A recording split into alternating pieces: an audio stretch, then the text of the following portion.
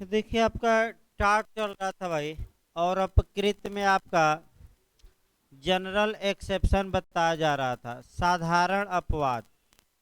साधारण अपवाद का मतलब ये हुआ कि कुछ ऐसी परिस्थितियां हैं जहां की अगर वादी प्रतिवादी के खिलाफ मुकदमा करता है और मुआवजे की मांग करता है तो प्रतिवादी अपना डिफेंस ले सकता है, अपना बचाव ले सकता है। और अगर अपने बचाव को जनरल एक्सेप्शन या साधारण अपवाद में सेट कर देता है तो वादी सफल नहीं होगा, अर्थात प्रतिवादी एक पैसा भी मुआवजा नहीं देगा। अब उसी में आपका आईपीसी में जोड़ा गया था कि आईपीसी यानी कि आपराधिक मामलों में भी ऐसा नियम है। और आपराधिक मामलों में धारा आईपीसी की धारा 76 से लेकर 106 तक में उन परिस्थितियों का वर्णन किया गया है जहां की अपराध का अभियुक्त व्यक्ति यदि अपना मामला इन धाराओं में कहीं क्या कर दे, सेट कर दे, तो वह दंड का भागी नहीं होगा। यानी कि आपका जिस प्रकार आपराधिक मामलों में अभियुक्त डिफेंस लेता है, आपका सिविल मामलों में प्रतिवादी अपना बचाव लेता है। तो कौन कौन से बचाव मान्य हैं? आपका तमाम बचाव बताए गए, जैसे कार्यपालकीय कृत्य हो गया, न्यायिक कृत्य हो गया। इसके बाद आपका एक्ट ऑफ गॉड यानी कि दैव कृत्य बता दिया गया। फिर आपका अनिवार्य दुर्घटना बता दी गई, यानी कि दुर्घटना का बचाव ले सकता है आपका। ये सब बताए गए हैं भाई। इसके बाद ले सकता है कि जो कार्य मैंने किया है वह बहुत तुच्छ कार्य है, तुच्छ कार्य का बचाव ले सकता है इत्यादि। ये सब बताए गए हैं भाई। आपका मुख्य रूप से आपका दो तीन अपवाद और बचे हैं, ज़्यादा अब नहीं बचे हैं इसमें। एक बचा है निषेष्टि या आवश्यकता या अनिवार्यता। दूसरा बचा है सम्मति यानी कि कंसेंट। और तीसरा आपका बचा है स्टेचुटरी अथॉरिटी यानी कि सांविधिक प्राधिकार, यानी कि कानूनी प्राधिकार, यानी कि हमने जो कार्य किया है वह कानून का पालन करते हुए किया है। तो आपका शुरू किया जाए, तीन अपवाद और बचे हैं भाई आपका। तो शुरू किया जाए आपका। हाँ, एक और बचा है प्राइवेट प्रतिरक्षा या व्यक्तिगत प्रतिरक्षा कहिए, यानी कि प्राइवेट डिफेंस। एक एक अपवादों को चला जाए। देखिए भाई आपका चार और अपवाद बचे हैं, माने टोटल में चार। जैसे ही अपवाद समाप्त होंगे, ये मानकर चलिए कि जो टाट है आपका 70% समाप्त हो गया और 30% या 35% ही बचा रहेगा। तो आज प्रयास किया जाए इन चारों को समाप्त करने का। एक एक करके हम उठाते हैं। पहले निसेष्टि उठाते हैं, यानी कि आवश्यकता या अनिवार्यता। देखिए जहाँ तक अनिवार्यता या आवश्यकता की बात है, आपराधिक मामलों में भी आवश्यकता एक बचाव है और आपका सिविल मामलों में भी अपकृत्य में आवश्यकता एक बचाव है। देखिए आवश्यकता में जो केस पढ़ना है, जो आईपीसी में केस हैं वही केस पढ़ना है। जो आईपीसी में उदाहरण है वही टाट में उदाहरण हम देखेंगे। और निषेष्टि या आवश्यकता पर मैक्सिम भी आती है और आवश्यकता विधि को नहीं मानती, ये भी आपका मैक्सिम पूछा जाता है। देखिए आपका जब भी आवश्यकता को बचाव के रूप में पढ़िए, आप सबसे पहले आईपीसी पढ़ेंगे, यानी कि इंडियन पेनल कोड में क्या आपका माने प्रावधान है। और तब हम अपकृत्य में देखेंगे। कोरिलेट हल्का सा कर दीजिएगा लिखते समय भाई। यानी कि आपका जब भी लिखिए तो फिर बता दिया जाए आपका मैक्सिम भी लिखना है और निश्चित रूप से एक क्वेश्चन आपका बनता है। देखिए, पहले आपराधिक मामले में हम देखें। अगर किसी भाई, अभी आपका अपकृत या टाट में नहीं पढ़ाया जा रहा है, दिमाग स्थिर कर लीजिएगा। अभी हम आपका निसेष्टि या आवश्यकता या अनिवार्यता बचाव होगी, ये इंडियन पेनल कोड यानी कि भारतीय दंड संहिता यानी कि आईपीसी यानी कि क्रिमिनल लॉ में देख रहे हैं कि आपराधिक मामलों में क्या नियम है। तब हम सिविल में आएंगे डिटेल में। आप जहां तक आपराधिक मामलों की बात है, आईपीसी की धारा आपका 81 में यानी कि भारतीय दंड संहिता की धारा 81 में आवश्यकता को प्रतिरक्षा के रूप में मान्यता प्रदान की गई है। तो पहला तो ये याद रखिए कि निसेष्टि या आवश्यकता या अनिवार्यता आईपीसी की धारा में समाहित की गई हैं। तो 81 कौन सी धारा?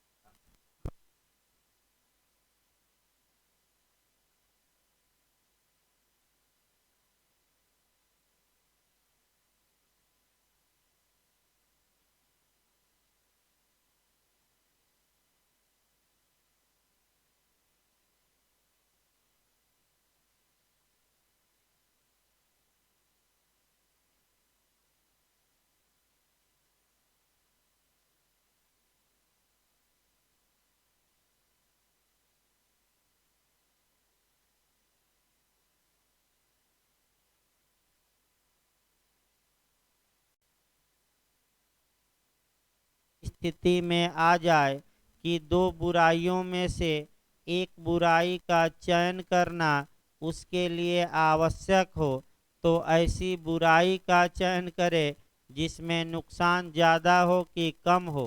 कम हो भाई, नुकसान ज़्यादा हो कि कम हो? कम हो।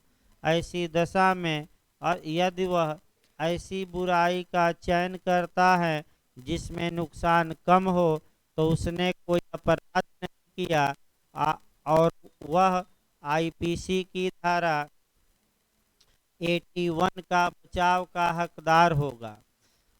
व्यक्ति आवश्यकतावश कार्य करता है, आशय नहीं होता लेकिन नॉलेज होता है। यानी कि व्यक्ति क्या मन में दुर्भावना नहीं होती, लेकिन नॉलेज या ज्ञान या जानकारी होती है कि हमारे कार्य का परिणाम ये हो सकता है।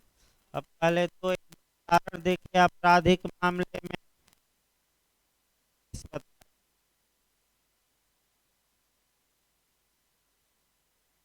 ए एक जहाज चला रहा है, बड़ा जहाज, और ये देखता है कि अचानक उसके सामने नौकाएं आ जाती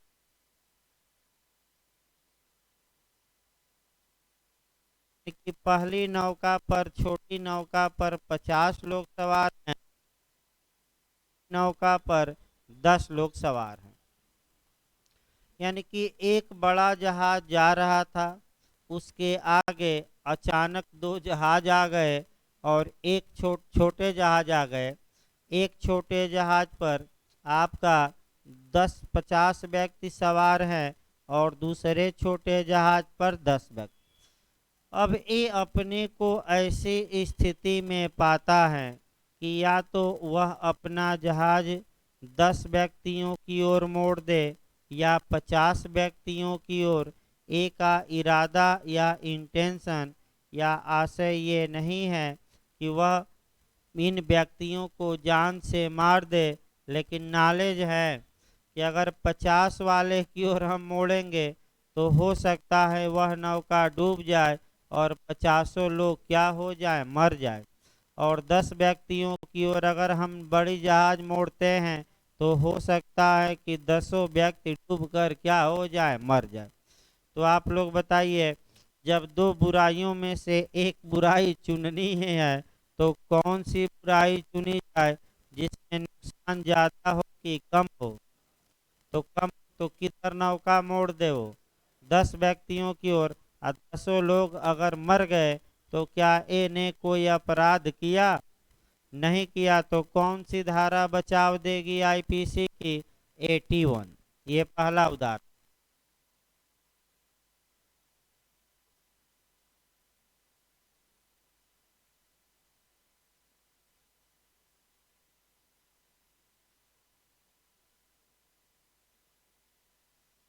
बीच का एक मकान गिरा दिए ताकि आग फैलने से रोका जा सके। अब आप लोग बताइए, इसमें यानी कि आवश्यकता ऐसी आन पड़ी थी कि पूरे गांव को आग से बचाने के लिए एक मकान गिराया जाए। तो अगर लोगों ने बीच का एक मकान गिरा दिया ताकि पूरे गांव में आग न फैले, तो क्या लोगों ने नुकसान तो किया? तो क्या लोगों ने कोई अपराध कर दिया? नहीं। अगर मकान वाला मुकदमा करे तो लोग गिराने वाले दिखा सकते हैं कि ये कार्य हमने आवश्यकतावश किया। इसका मतलब ये हुआ कि आवश्यकतावश हमने ये कार्य किया। आवश्यकता। अगला देखिए आपका, कह सकते हैं कि विशंभर रूमल का केस है। एक व्यक्ति था, गांव के दूसरे बिरादर की लड़की से छेड़खानी किया था और दूसरे बिरादर के लोग पूरा लाठी बल्लम भाला लेकर उसके घेर लिए थे। तो लड़के के बिरादरी के लोगों ने आपका लड़के को बचाने के लिए सिर मुड़वाया, फिर मुंह काला किया और गधा पर बैठा कर घुमाया, और यानी कि बड़ी हानि रोकने के लिए क्या की? छोटी। कानून ने बचाव दे दिया। ये कहा कि ये बड़ी हानि रोकने के लिए मुंह काला करके इसका क्या किया गया? घुमा दिया गया। तो आपका अगला देखिए, आपका लास्ट में केस हम देखते हैं आपका। मैंने एक दो और उदाहरण देखिए, क्योंकि यही उदाहरण आपका टाट में भी काम करेंगे। आपका कोप बनाम सार्प का केस है। कोप बनाम सार्प का केस है। ये उदाहरण देखिए भाई। इस उदाहरण में कोप बनाम सार्प अभी टाट में बताया जाएगा भाई, अपकृत में अभी बताया जाएगा आपका। कोप बनाम सार्प का केस है। देखिए इसमें क्या हुआ। इस केस में आपका एक नौका से लोग जा रहे थे। नौका पर सामान लादे थे ज़्यादा, और नौका जो सामान का भार था वह ज़्यादा हो गया, और लगा कि नौका डूब जाएगी। मैंने लगा कि नौका या नाव क्या की जाएगी? डूब। तो नाविक ने क्या काम किया कि नाव के भार को कम करने के लिए जो लोगों का लगेज था, यानी कि बैग अटैची, जैसे कि आप कहीं जाते हैं तो लोग पूरा क्या करते हैं? भर लेते हैं। 2 दिन के लिए जाएंगे तो 10 कपड़ा ले लेंगे पूरा। मैंने काम भर नहीं, काम से क्या अधिक। तो लगा कि हाँ, देखिए माउस का केस है भाई ये। वो केस आपका आग वाला है। देखिए थोड़ा, को बनाम शार्प का आग वाला है। ये माउस का केस जो बताया जा रहा है, चल रहा है, माउस का केस है। देखिए आपका, तब तक आपका नाविक ने क्या काम किया कि पूरा लगेज फेंक दिया नदी में। नाव का भार हल्का हो गया और आपका नाव किनारे आ गई। तो कहावत भी कही जाती है, जब व्यक्ति संकट में रहता है तभी राम और अल्लाह याद आते हैं, और जब संकट से उबर जाता है तो आपका कौन राम कौन अल्लाह। तो जब नाव बीच में थी तो सब लोग राम और अल्लाह का नाम ले रहे थे और कह रहे थे कि नाविक से कि किसी तरह क्या करो, बचा लो। और जब किनारे आ गई नाव तो लोगों ने नाविक पर मुकदमा किया कि इन्होंने हमारे सामान को क्या किया? नदी में फेंक दिया। तो नाविक ने बचाव लिया कि हजूर आवश्यकता ऐसी आन पड़ी थी, यदि मैं सामान नहीं फेंकता तो क्या होता? ये सब डूब के क्या हो जाते? मर जाते। तो मैंने जान की सुरक्षा के लिए क्या फेंका? आपका लगेज। तो आप लोग बताइए, अनिवार्यता या निषेष्टि का बचाव मिलेगा कि नहीं? नाविक को मिलेगा। लास्ट में केस देखिए आईपीसी समाप्त किया जाए तब अपकृत में आपका बढ़ा जाए। लास्ट में केस आता है आर वर्सेज डडले एवं स्टीफेन का, यानी कि आर बनाम डडले एवं स्टीफेन खूब पूछा जाता है। आपका पिछली बार भी BHULL में भी पूछा गया था और तमाम जगह पर ये केस पूछा जाता है।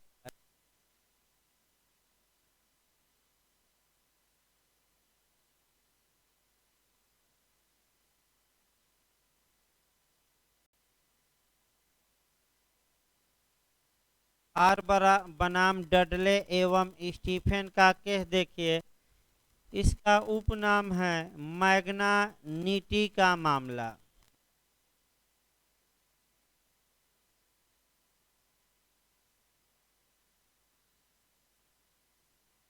हाँ भाई, यानी कि मानव द्वारा आवश्यकतावश मानव को मारकर खाने का मामला। मैग्नानिटी यानी कि मानव द्वारा मानव को ही मारकर खाने का मामला। इसमें देखिए होता क्या है, आप जज का नाम पूछा जाता है भाई, और लिख सकते हैं कोलरिज।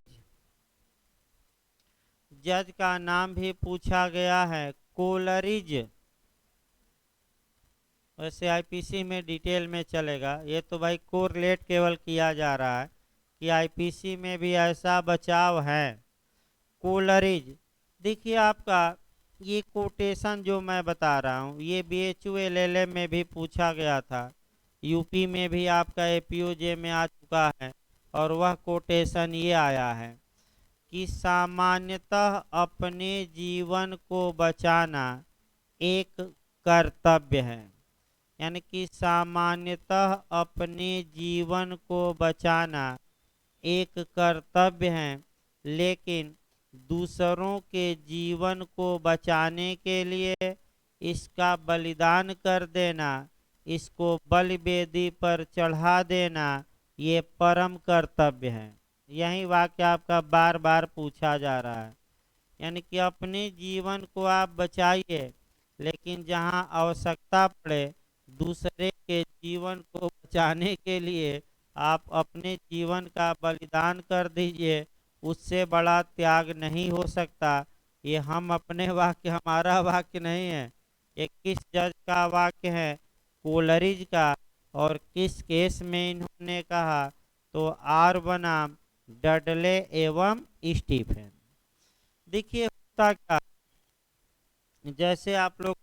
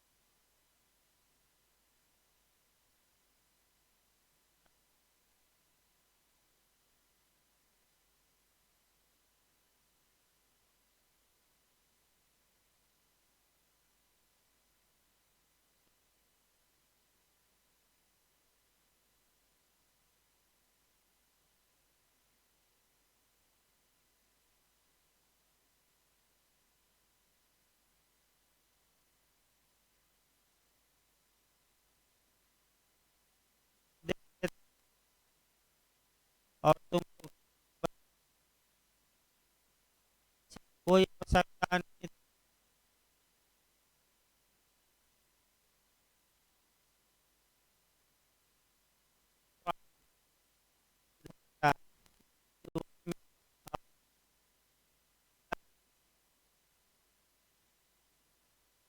अब बैक हो जाइए अपकृत में। जहाँ तक अपकृत की बात है या टाट की बात है, अपकृत में भी आवश्यकता या अनिवार्यता एक बचाव है। अर्थात इसका मतलब ये हुआ कि अगर वादी प्रतिवादी के खिलाफ मुआवजे की मांग के लिए मुकदमा करता है,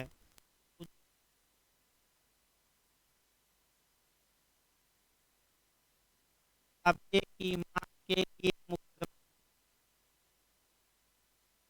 ले सकता है और भी कह सकता है एक तो हमने, लेकिन यह आवश्यकतावश किया गया और आवश्यकतावश किया गया कार्य विधि के शब्दों को तो भंग करता है, लेकिन विधि के आशय को भंग नहीं करता। अतः मैं कोई मुआवजा नहीं दूंगा, अतः मेरे ऊपर कोई क्षतिपूर्ति न लगाई जाए। ये कौन बचाव लेगा? बी। यानी कि इसका मतलब बी माने प्रतिवादी, डिफेंडेंट, विरोधी, विपक्षी। फिर एक बार देखिए, अब आवश्यकता को अपकृत में शुरू किया जाए भाई। आवश्यकता अपकृत में एक बचाव है। जिस प्रकार आपराधिक मामलों में आपने देखा कि आवश्यकता एक बचाव के रूप में मान्य है, उसी प्रकार टाट में भी आवश्यकता एक बचाव के रूप में मान्य है। यानी कि जब किसी व्यक्ति के पास, यही लिखना है जो आपका आईपीसी में बताया गया, थोड़ा बहुत एक दो केस अलग आएगा। जब किसी व्यक्ति के पास दो बुराइयों में से एक बुराई का चयन करना हो, तो व्यक्ति अगर ऐसी बुराई का चयन करता है जिसमें कि नुकसान कम हो, तो ऐसी दशा में वह अपहानि तो किया है, लेकिन बड़ी अपहानि को रोकने के लिए किया है। अर्थात इसका मतलब के लिए कानून इजाजत देता है कि आप कैसा नुकसान कर सकते हैं, छोटा। मैक्सिम है कि आवश्यकता विधि को नहीं मानती, यानी कि क्योड निसेसिटास नॉन हैबिट लीगम।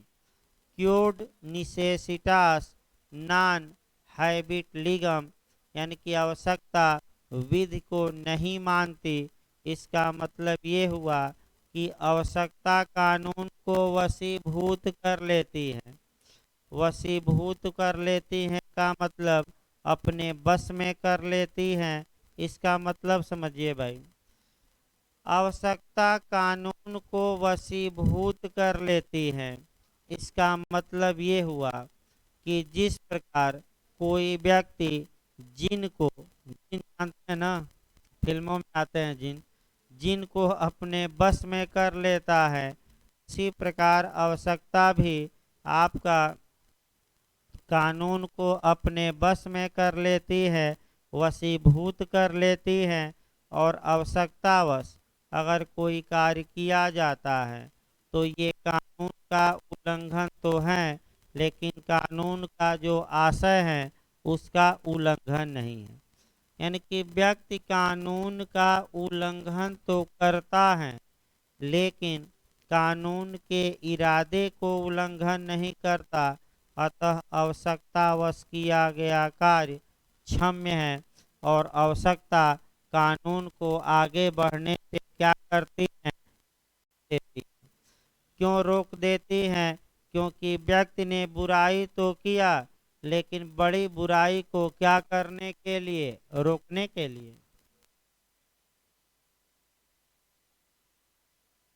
लॉकडाउन भी देख सकते हैं आप। लॉकडाउन का भी उदाहरण यह इसी सिद्धांत पर आधारित है। अगर भारत में लॉकडाउन नहीं लगता तो क्या होता? लॉकडाउन के कारण 1000 लोग मरे होंगे, 2000, और नहीं लगता तो कोरोना से लाखों मर जाते हैं।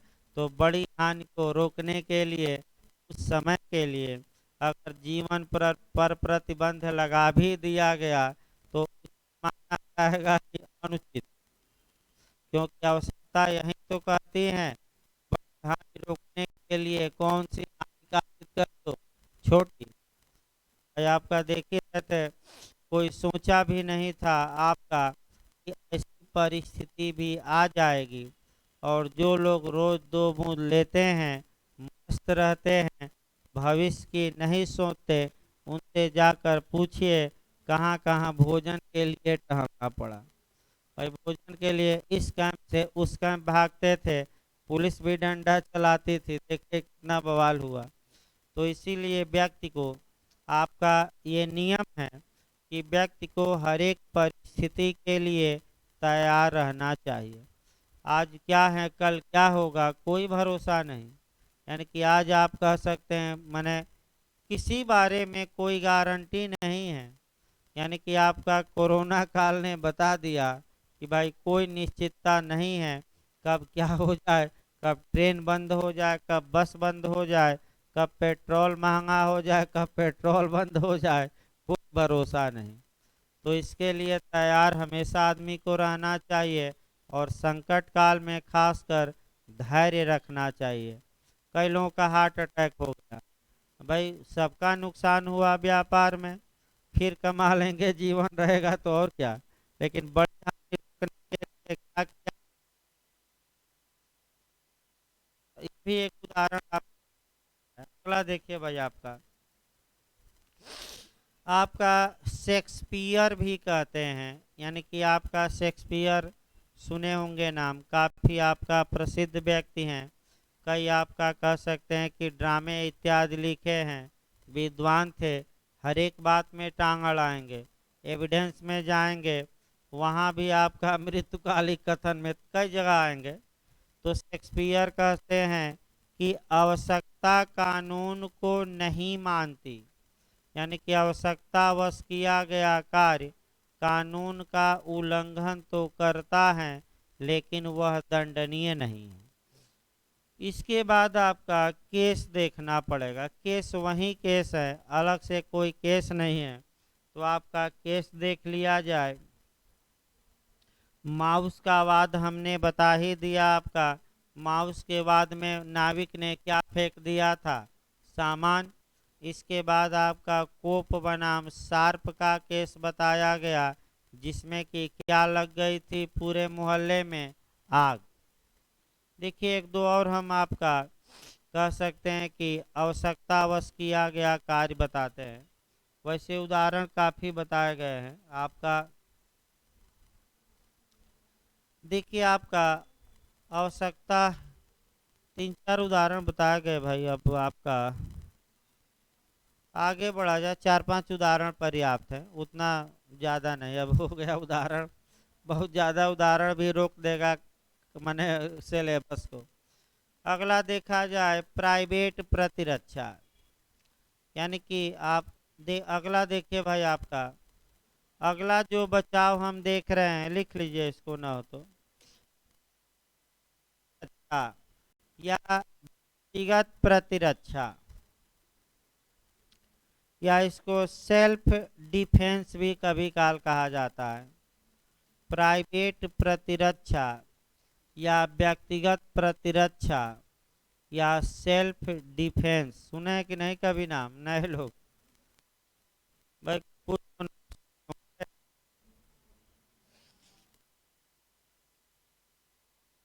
आपका प्राइवेट प्रतिरक्षा, अगर कोई व्यक्ति किसी दूसरे व्यक्ति को नुकसान कारित करता है तो वह व्यक्ति मुआवजा के लिए हकदार नहीं होगा, यानी कि वह मुआवजा नहीं देगा।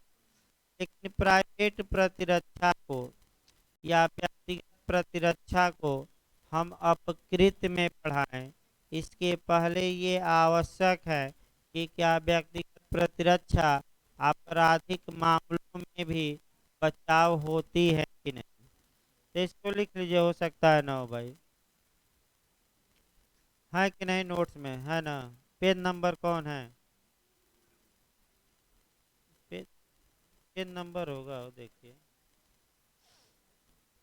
ना ऊपर है तो। पेज नंबर 11 पर देखिए तो। देखिए आपका 4-5 लाइन है, बहुत ज़्यादा प्राइवेट प्रतिरक्षा भी नहीं है। यानी कि इधर के आपका सम्मत के अलावा कोई ऐसा अपवाद नहीं है जो बहुत बड़ा हो, मैं बता दूं। सम्मत ही एक बड़ा है, लास्ट में पढ़ाएंगे। ये सब छोटे छोटे निपट जाए तब। देखिए आपका प्राइवेट प्रतिरक्षा, पहले आईपीसी में देखिए भाई। भारतीय दंड संहिता में व्यक्तिगत प्रतिरक्षा या प्राइवेट प्रतिरक्षा बचाव के रूप में मान्य है। और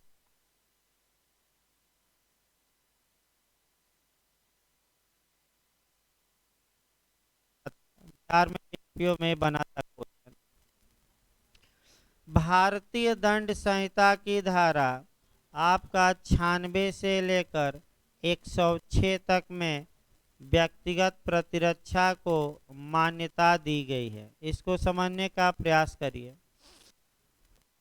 अगर किसी अभियुक्त ने अपराध किया है और अगर अभियुक्त ये आपराधिक मामलों में दिखाए कि हजूर हमने अपराध तो किया है, लेकिन हमने यह अपराध व्यक्तिगत प्रतिरक्षा या प्राइवेट डिफेंस या सेल्फ डिफेंस में किया है, तो ऐसी दशा में उस अपराध के लिए अभियुक्त को कोई सजा नहीं दी जाएगी, क्योंकि उसका कार्य किसमें माना जाएगा?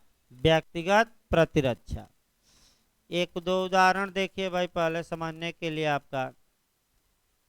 देखिए आपका काफी एक कहानी प्रसिद्ध है, आपका कहानी से उदाहरण लिया जाए। आप पढ़े भी होंगे छोटे पर, 6 या 7 में पढ़ाई जाती है, जब जो भी हो, याद नहीं आ रहा हमें भी किस क्लास में है। डॉक्टर की कहानी पढ़ाई जाती है, और वही कहानी से आपका प्राइवेट प्रतिरक्षा नए लोग समझने का प्रयास करें। भाई पुराने लोग तो पढ़े हैं, उनको बहुत ज़्यादा समस्या नहीं है, लेकिन नए लोगों के भाई बस की बात थोड़ा कम है। ये ला है, अब आप चाहें कि 2 दिन में सर समझा दे तो महीनों लग जाएगा एक एक बात समझने में। यानी कि जो धैर्य रख कर पढ़ा 2-3 माह, तब तो समझ लिया। और कोई चाहे कि हम 2 दिन में परिपक्व हो जाएं, सर की सभी बातें समझ में आए, तो भाई संभव नहीं है। कम से कम 1 माह बैठिए, तब कुछ दिमाग में नए लोगों के क्या होगा, पल्ले पड़ेगा आपका तुरंत। आपका कह सकते हैं कि जड़ी बूटी नहीं है कि पिला दिया जाए और सब बातें आ जाए। अगर 50% भी बातें आ रही हैं तो पर्याप्त है, फिर पढ़िएगा 50% बाद में। देखिए आपका उदाहरण से पकड़ने का प्रयास करिए। एक डॉक्टर साहब थे, और आपका उनका एक पुत्र था, और एक ही पुत्र था, सांपों का शौकीन था। अगर आपको याद होगा तो सांप पाले था। हाँ, वहीं देखिए प्राइवेट प्रतिरक्षा। तो डॉक्टर, पहले इसके पहले की कहानी बता दिया जाए। डॉक्टर साहब के पास एक गरीब आदमी अपने बेटवे के इलाज के लिए आया। डॉक्टर साहब गोल्फ खेल रहे थे, और जो रहते हैं इत्यादि लोग, माने डॉक्टर के चेले चपाटी, कहे कि डॉक्टर साहब इस समय बिल्कुल नहीं देखेंगे, यहाँ से भाग जाओ। वह इंतजार करता रहा। अंत में डॉक्टर साहब नहीं उसके बेटे को देखे, उसका बेटा मर गया, माने ऊपर पहुँच गया। तब आपका डॉक्टर साहब का बेटा का बर्थडे था। वह सांपों का शौकीन था, और सांप हाथ में उठाता था और फ्रेंड और फ्रेंडियों को दिखाता था। यानी कि मित्र, पुरुष मित्र और महिला मित्रों को क्या करता था, अन्यथा न लीजिए भाई। देख रहा था मायूस हो गए हैं पीछे वाले, तो अब क्या किया जाए? कुछ तो गोला देना पड़ेगा, तभी तो सक्रिय लोग रहेंगे। वैसे भी नीरस सब्जेक्ट है, आईपीसी सीआरपीसी चलती है तो उम्र नहीं होती, जितना पढ़ा दीजिए घंटों कोई उम्र नहीं होती। ये सब सब्जेक्ट सीपीसी हुआ, आपका ये हुआ जूरिस्प्रूडेंस हुआ, ये सब नीरस सब्जेक्ट है थोड़ा, तो उदाहरण सेट करना पड़ता है। देखिए आगे, एक सांप का वो मुंह पकड़े, तो सांप को जब ये आशंका हो गई कि डॉक्टर का बेटा यानी कि हमारा मालिक अब कर हमें क्या करेगा, मार देगा, तो जैसे ही हाथ थोड़ा ढीला किए डॉक्टर के बेटे, वैसे ही सांप ने उनके हाथ में काट लिया, और आपका काट लिया, और त्राहि त्राहि मच गई, यानी कि फंक्शन शोक में बदल गया। तो वही व्यक्ति आया, झाड़ फूक किया, और डॉक्टर साहब के बेटे को ठीक भी किया, लेकिन वह व्यक्ति, तो इसका मतलब कहानी ये बताती है कि भाई ये ये न जानिए कि आपका दूसरे व्यक्ति का सहयोग आपको कभी लेना ही नहीं पड़ेगा। हो सकता है कि आज उसकी आप नहीं सुन रहे हैं, और कल उसी की आपको क्या पड़ जाए, आवश्यकता। तो यानी कि जब सांप को ये युक्त युक्त या शंका हो गई कि डॉक्टर का बेटा हमारा मुंह देखकर लग रहा है कि जान ले लेगा, तो सांप ने अपने को बचाने के लिए डॉक्टर के बेटे को काट कर क्या कोई गुनाह किया? कोई गुनाह नहीं किया, कोई अपराध नहीं किया, कोई जुर्म नहीं किया। तो सेम वही प्राइवेट प्रतिरक्षा होती है कि जब कोई व्यक्ति अपने शरीर या संपत्ति के बचाव के लिए, या समाज के शरीर या समाज की संपत्ति के बचाव के लिए कोई आपराधिक कार्य करता है, तो वह दंड का भागी नहीं होगा।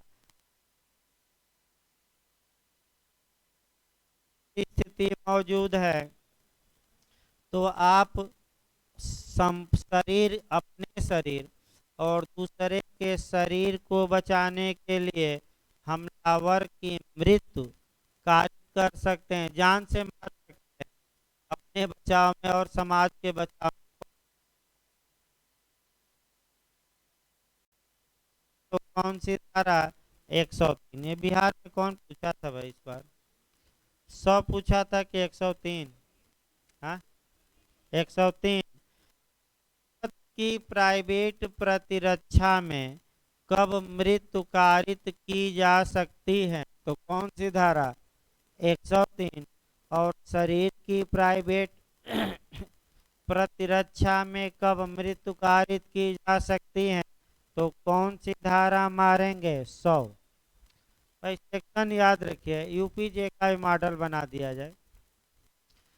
इन धाराओं के तहत शरीर और संपत्ति की प्राइवेट प्रतिरक्षा में मृत्यु तक कारित की जा सकती है। तो 100 में शरीर, 103 में किसके लिए? प्रॉपर्टी। तो दोनों मार्कर आइएगा। इन धाराओं में आईपीसी के 100 में और किस में? 103।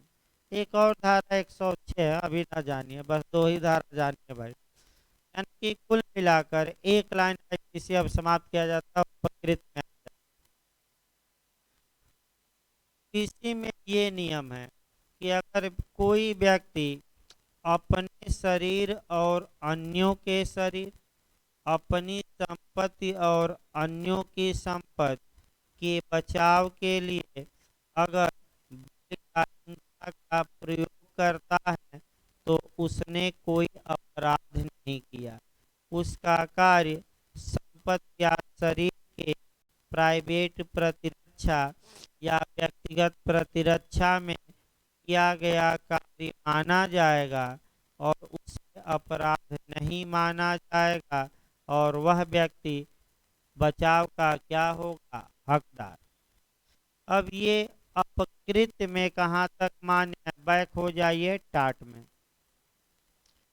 जहाँ तक अपकृत की बात है, अपकृत में भी ऐसा ही नियम है कि अगर कोई व्यक्ति कि दूसरे व्यक्ति के शरीर को क्षत पहुंचाया है या संपत्ति को क्षत पहुंचाया है, और ऐसी क्षति वह अपने प्राइवेट प्रतिरक्षा में पहुंचाया है, तो वह इसके लिए उत्तरदायी नहीं होगा, यानी कि कोई मुआवजा नहीं देगा।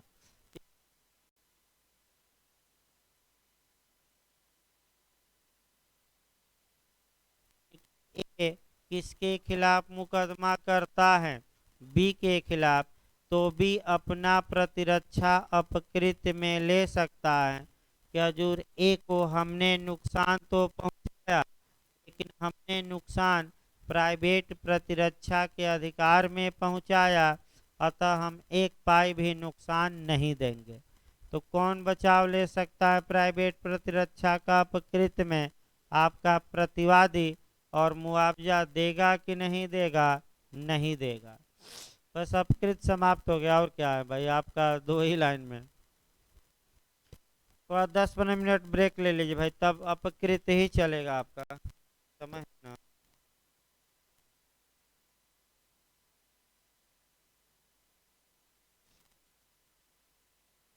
देखिए, आपका सामान्य अपवाद में आपका बैठिए भाई।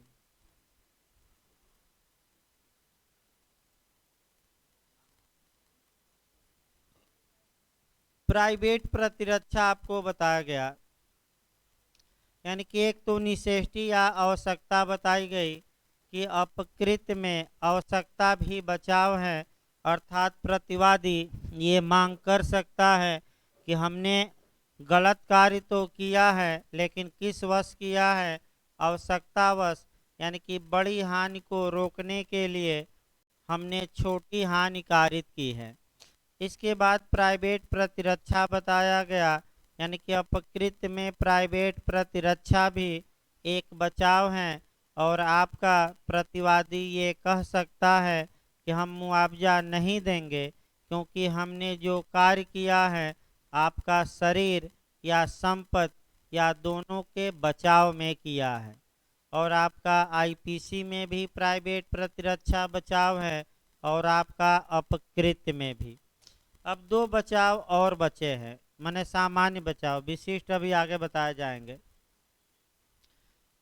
बैठिए भाई।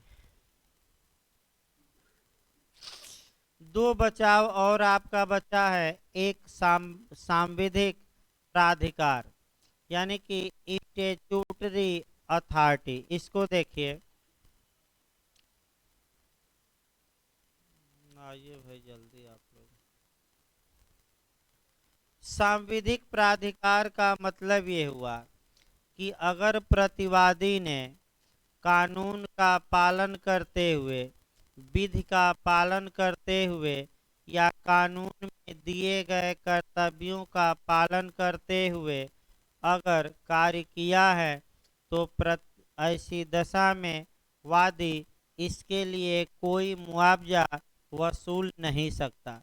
यानी कि जैसे कि मैं केस भी बताया था डैमनम साइन इंजूरिया में, डैमनम साइन इंजूरिया वाला याद रखिएगा, वही केस यहाँ भी चलेगा।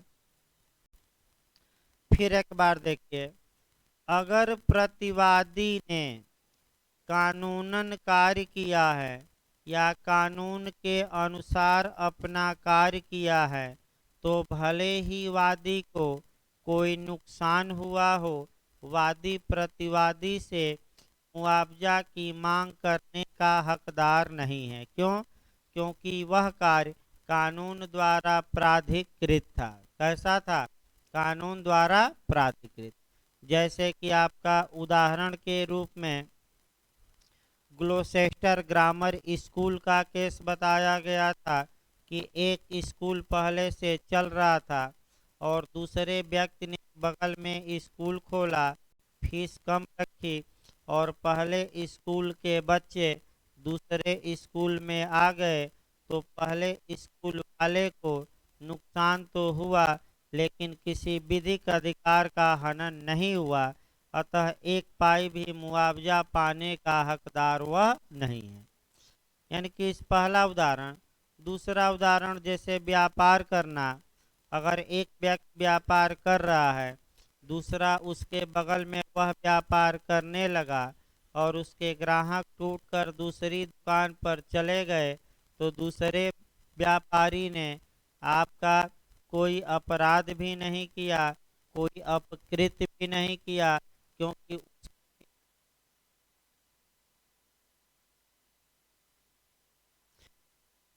हर सरकारी कर्मचारी उनका पालन करते हुए कोई कार्य करते हैं और उस कार्य से आपको क्षति होती है तो सरकार से भी आप कोई मुआवजा की मांग नहीं कर सकते। क्यों? क्योंकि आपका सरकारी अधिकारियों का वह कार्य कानूनी प्राधिकार से युक्त माना जाएगा। इस प्रकार आपका सांविधिक प्राधिकार भी समाप्त हो गया। अब आपका लास्ट आया जाए कंसेंट, यानी कि जो लास्ट आपका बचा है अपवाद या आपका जनरल एक्सेप्शन, वह कंसेंट है, यानी कि सम्मति है। थोड़ा व्यापक वे में भी देखना।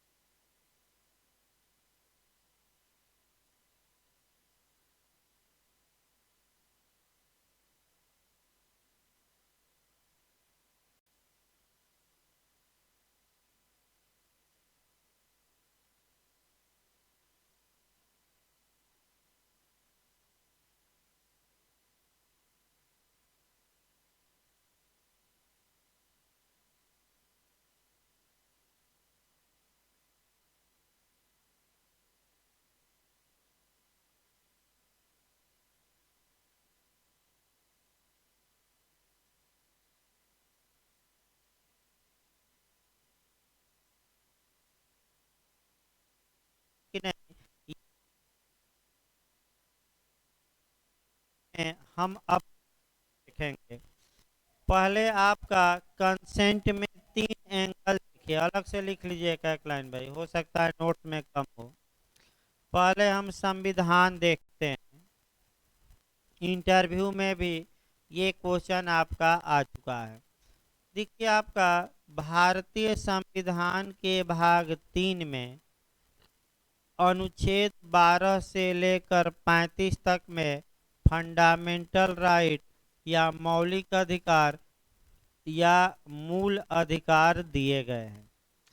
ये मूल अधिकार आपका अमेरिका से लिए गए हैं, ये भी पूछा जाता है कहाँ से लिए गए हैं, अमेरिका से। किस भाग में संविधान के दिए गए हैं, भाग 3 में। किस अनुच्छेद से किस अनुच्छेद तक, तो 12 से लेकर कहाँ तक, 35 तक, ये याद रखना है। अनुच्छेद 12 में राज्य या स्टेट की परिभाषा दी गई है, अर्थात इसका मतलब ये हुआ कि अनुच्छेद 12 वाले राज्य के खिलाफ या विरुद्ध हमें मूल अधिकार प्राप्त है। यानी कि जो प्राधिकारी आर्टिकल 12 में स्टेट की परिभाषा में आ जाएगा उसके खिलाफ ही हमें मूल अधिकार प्राप्त है। समस्या ये आई कि मूल अधिकार व्यक्तिगत हित में प्रदान किए गए हैं कि लोक या सार्वजनिक हित में, यानी कि क्या ये पर्सनल इंटरेस्ट में है कि पब्लिक इंटरेस्ट में, ये पूछा जाता है। तो मूल अधिकार व्यक्तिगत हित में प्रदान नहीं किए गए हैं, ये सार्वजनिक हित में या लोक हित में प्रदान किए गए हैं। अतः भारत के उच्चतम न्यायालय ने ये स्पष्ट कर दिया है कि कोई व्यक्ति चाह कर भी या कोई व्यक्ति स्वेच्छा से, यानी कि कोई व्यक्ति अपनी रजामंदी से या कोई व्यक्ति अपने कंसेंट से या अपने फ्री कंसेंट से या स्वतंत्र सम्मत से भी इन मूल अधिकारों को त्याग नहीं सकता। यानी कि क्या भारत में मूल अधिकारों का त्याग या त्यागना संभव है कि नहीं? संभव नहीं है। ये क्या करेगी, यानी कि आपका जितने लोगों को सरकारी नौकरी देगी सब पत्र लिखवा देगी और कह देगी कि आपके मूल अधिकार को लिखिए कि हम स्वेच्छा से मूल अधिकार क्या है त्याग दे रहे हैं, और सरकार एक्शन लेगी और आप कोर्ट का दरवाजा नहीं खटखटा सकते। जैसे ही न्यायालय में जाएंगे लगा देगी कि हजूर देखिए इस कर्मचारी ने अपने मूल अधिकारों का क्या किया था, त्याग। क्या भारत में मूल अधिकारों का कोई व्यक्ति त्याग कर सकता है कि नहीं? नहीं सकता। कोई मतलब नहीं।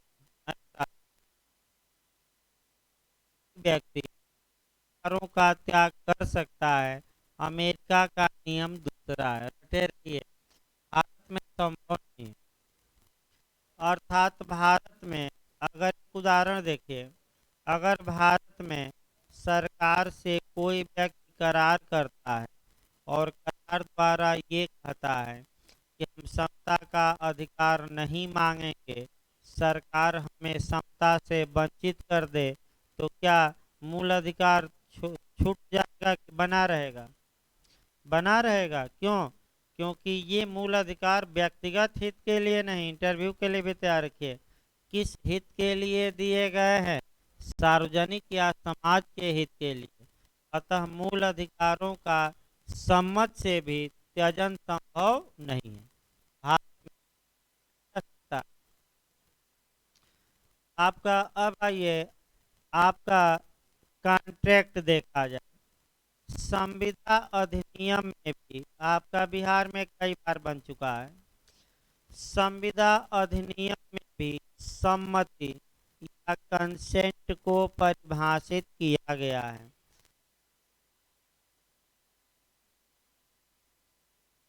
कंसेंट को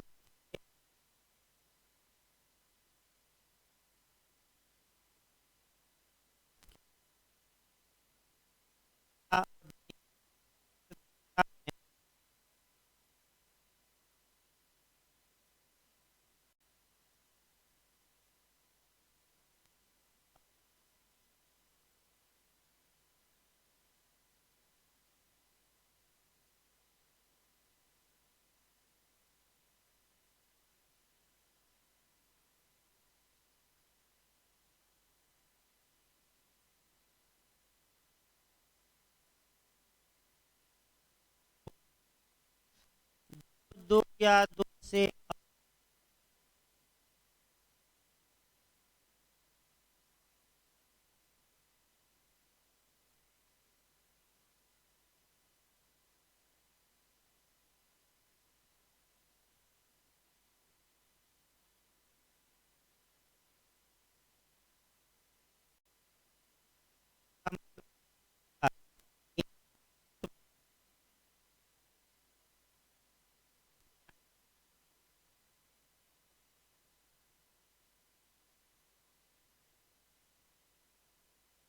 ने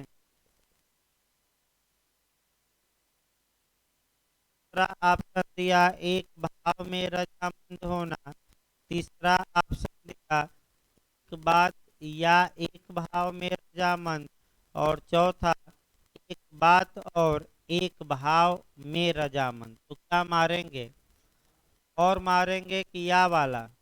और या वाला नहीं, पर रहे तो पर देखिए, या न मारिए किसी भी हाल में, और रहे वही ऑप्शन खोजिए। एक बात पे भाव में, ये देखिएगा, बात तो या बीच में न मार दीजिए, या एक को न मार दीजिएगा, बार बार ये बिहार क्वेश्चन बना रहा है। अब आपका कंसेंसस एड आइटम से कहा जाता है, आपका पूछ सकता है कंसेंसस एड आइटम, इसका मतलब ये हुआ कि एक बात पर या एक भाव में रजामंद या एग्री होना। अब देखिए, मान लीजिए ये पेन है, आप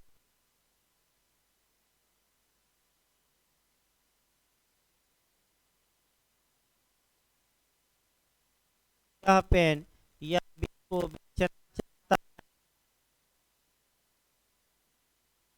बेचना चाहता है, तो ए प्रपोजल करेगा कि हे बी, मैं इस पेन को 5 रुपया में बेचना चाहता हूँ।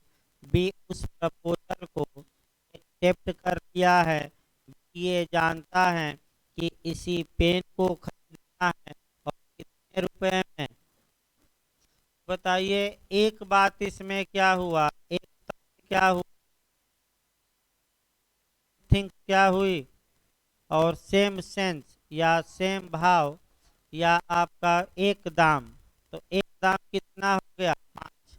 तो दोनों पर संबंधी है कि एक जामंदी है, तो हम कहेंगे कि ए और बी में किसका जन्म हुआ है? कंसेंट का, यानी कि सम्मति का। कि हम 5 रुपया में बेचेंगे,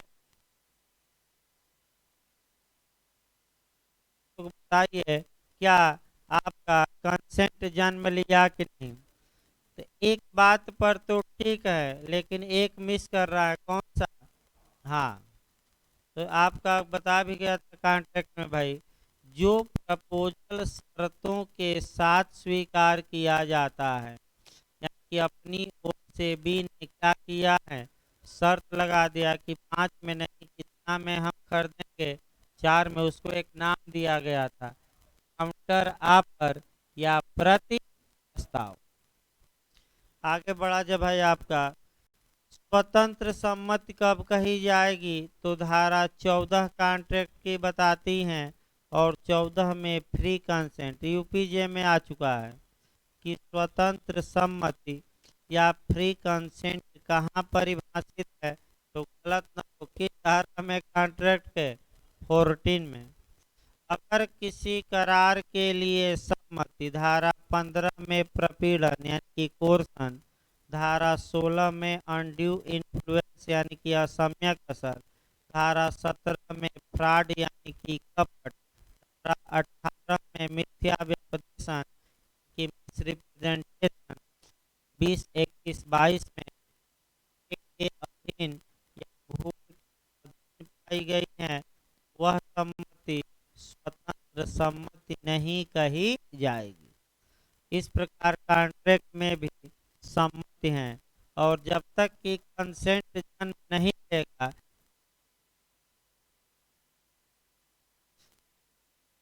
कहते हैं कि सम्मति करार, सम्मति नहीं तो करार नहीं, 13। क्योंकि पहले क्या होना चाहिए, एक बात पर एक भाव में क्या, रजामंदी।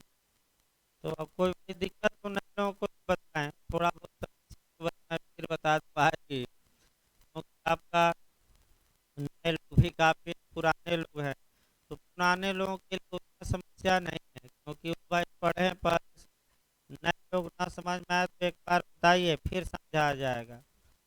भाई एक बार इशारा करेंगे तो फिर समझाएगा। देखिए, आप लोग पूछ रहे थे भाई एक बात, प्राइवेट, देखिए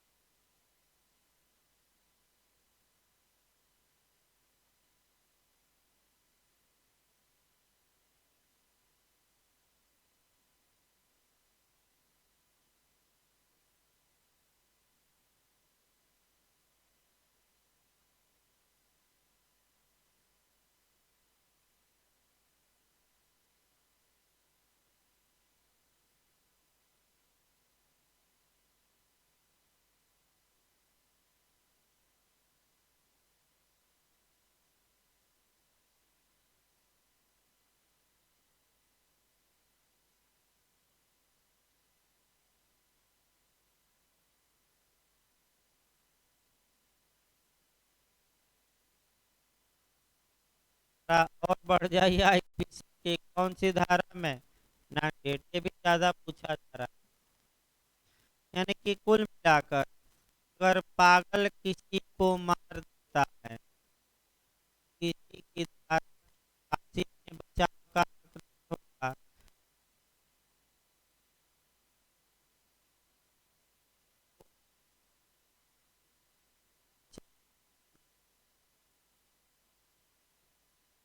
प्रदर्शन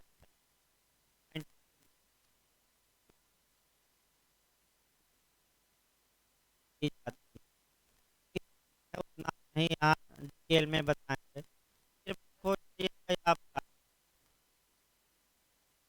सहमति बताई गई, मुकदमा में बताया गया, कंसेंट कॉन्ट्रैक्ट में बताया गया।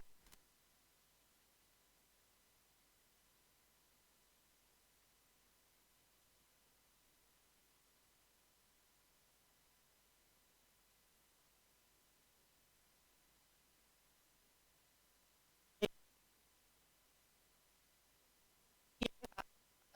मामलों में अपराध को दो बांट दिए गए। अपराध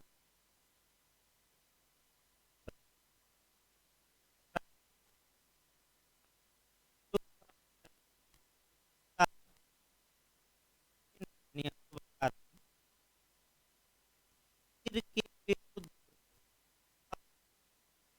के विरुद्ध अपराधों में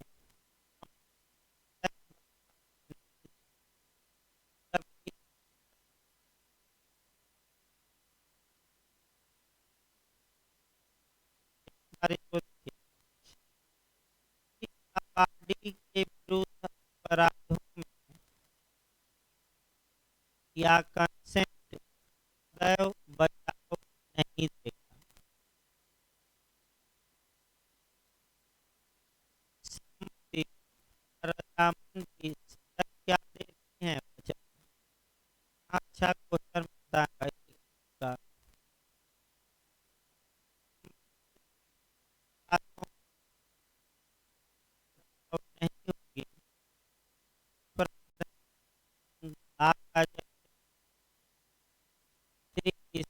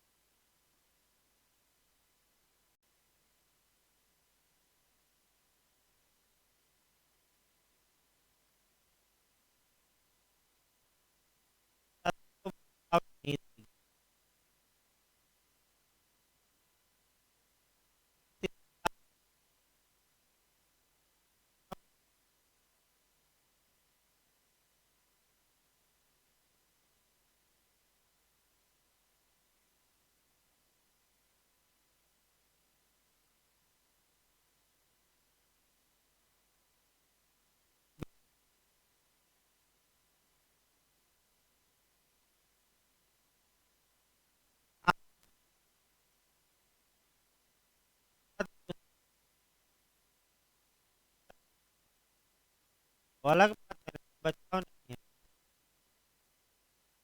मेरे साथ।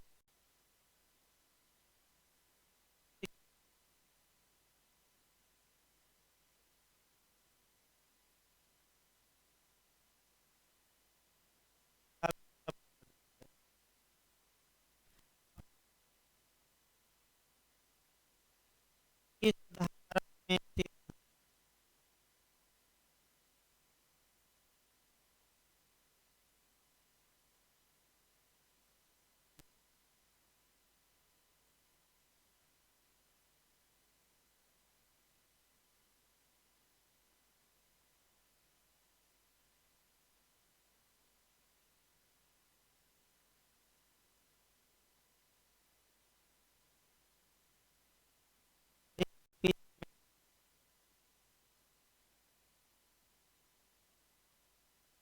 व्यक्ति